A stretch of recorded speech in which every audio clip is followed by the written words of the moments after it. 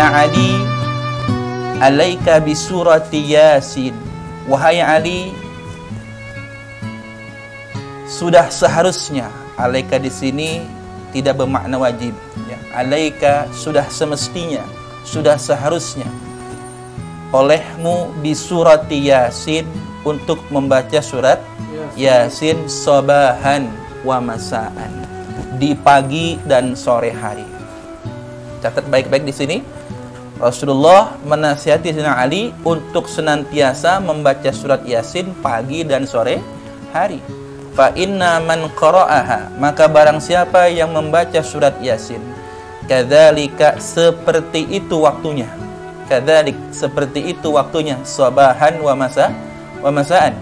Kana fi amanillah, maka nyatalah ia berada di dalam keamanannya Allah Subhanahu wa taala, atau perlindungannya Allah Subhanahu wa taala. Nah ini, jadi yang baca Yasin di pagi dan di sore hari, maka sungguh orang tersebut ya, dia sudah masuk ke dalam keamanan, wilayah keamanannya Allah Subhanahu wa taala, penjagaannya Allah Subhanahu wa taala. Nah, ini salah satu fadilah surah Yasin, adalah sebagai pemberi rasa aman daripada berbagai macam keburukan makhluk dan lain sebagainya. Ya Ali, wahai Ali, man qara'a surat al-Hasyr, barang siapa yang membaca surat al-Hasyr. Al-Hasyr di sini yang dimaksud adalah 3 ayat terakhir dari al-Hasyr. Lau anzalna hadzal qur'ana ala jabalil la ra'aitahu khashi'an mutasaddian min khasyatillah, ila akhir ayat. Kulli lailatin, pada setiap malam, kufiya, maka dicukupkan, maksudnya dipelihara orang tersebut, syarrud dunya, daripada keburukan dunia, wal akhirati, dan akhirat. Masya Allah ya.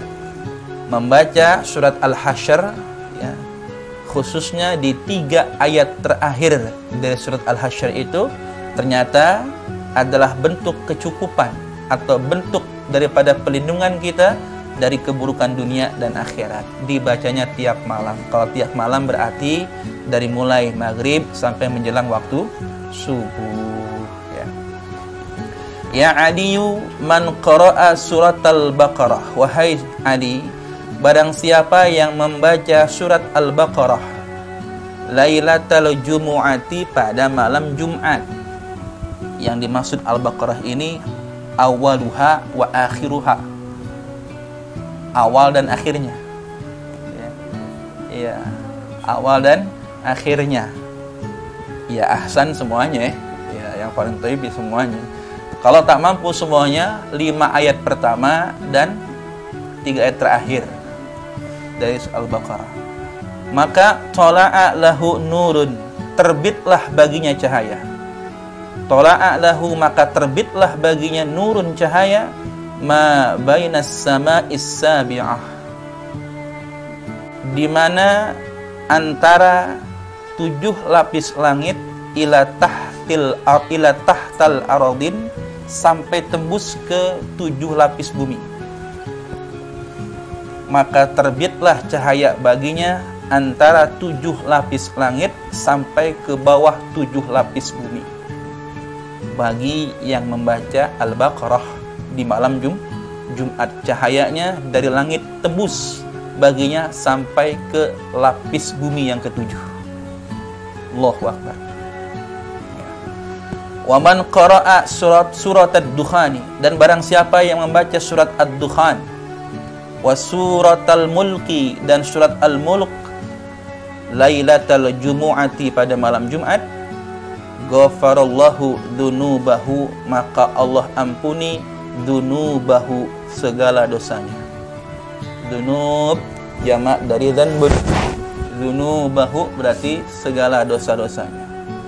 Ad-Dukhan dan al-Mulk pada malam Jumat khusus. Wa kafa fitnatal qabri, dan menghindarkan Allah bagi orang tersebut fitnatal qabri, akan fitnah kubur. Masya Allah. Jadi fadilah daripada surat Ad-Dukhan dan Al-Muluk selain sebagai penebus dosa, juga sebagai penghindar daripada fitnah kubur. Wa man qara'a inda madji'ihi, dan barang siapa yang membaca ketika di pembaringannya, ketika berada di pembaringannya, madji'ih atau madja'ihi, inda madja'ihi, ketika di pembaringannya, akhir ayat Al-Kahfi, ayat terakhir surat Al-Kahfi. Yang mana tuh dimulainya? Ya, yang terakhir, nggak sampai 10 sebenarnya.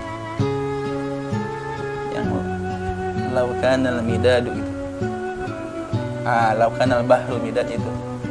Dan saya pernah menemukan juga bahwa fadilah ayat terakhir dari surat Al-Kahfi ini adalah buat orang yang ingin terbangun di waktu yang dia inginkan. Jadi kalau antum mau ya bangun di waktu yang antum inginkan, ya, dalam keadaan sehat, segar gitu, nah ini bacalah ayat terakhir surat Al-Kahfi sebelum tidur. Nah, insya Allah ya, dengan izin Allah, dengan keberkahan ayat ini, kita akan terbangun sesuai dengan yang kita inginkan, dalam keadaan sehat, segar, ya, dan tentunya semangat dalam beribadah. Itu salah satu fadilah daripada ayat terakhir surat Al-Kahfi, dibaca sebelum tidur, dan minta kepada Allah dengan keberkahan ayat tersebut, insya Allah ya, keinginan kita bangun di waktu yang kita harapkan, insya Allah kabul.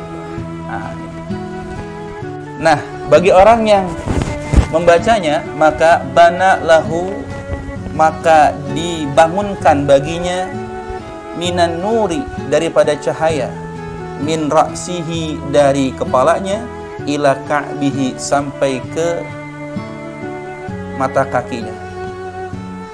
Ka'bun, Masya Allah, sampai ke mata kaki. Kenapa nggak sampai telapak kaki? Karena cahaya Al-Quran tidak boleh, ya kan, menjaga daripada kemuliaan Al-Quran. Maka disebutkan cahayanya dari atas kepala sampai mata kaki, nggak sampai telapak kaki kan? Ka'bun. Nah, ini menjaga kemuliaan Al-Quran.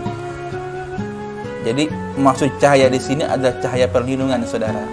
Karena kalau orang yang ketika tidur diselimuti oleh cahaya perlindungan dari Allah, maka kegelapan sihir, kegelapan santet, kegelapan makhluk-makhluk yang zalim tidak akan tiba kepadanya, tidak akan sampai kepadanya. Kenapa? Karena tubuhnya dibungkus dari ujung kepalanya sampai kakinya, dibungkus oleh cahaya perlindungan daripada Allah Subhanahu wa Ta'ala. Masya Allah. Jadi ini ayat proteksi, ini ayat proteksi kita. Selain sebagai proteksi, tadi saya sebutkan bahwa fungsinya, fadilahnya bisa untuk membangunkan kita di waktu, di jam yang kita harapkan. Wa man qara'a surat At-Tariq, dan barang siapa yang membaca surat At-Tariq inda marqadihi, ketika berada di tempat tidurnya. Marqad, tempat tidur. Kutiba lahu, maka dituliskan baginya, adadu nujumis samai, dituliskan baginya adadu nujumis samai, sejumlah bintang gemintang di langit, hasanatin, akan berbagai kebaikan. Ya, Masya Allah. Jadi ditulis bagi orang tersebut kebaikan sejumlah bilangan bintang di langit. Nah, yang baca At-Tariq, ya, sebelum dia tidur malam hari ini, maka baginya sejumlah pahala dengan jumlah bintang yang ada di langit. Nah, Masya Allah, ternyata amalan kita banyak sebenarnya, ya. Apalagi kalau antum baca kitab Al-Azkar An-Nawawiyah, lebih banyak lagi doa-doa yang bisa kita baca sebelum tidur. Mau tidur aja bisa ngeborong pahala gitu, bisa mendapat banyak kebaikan, amaliyah sebelum tidur. Betapa indahnya hidup dengan sunnah itu. Nah, ini.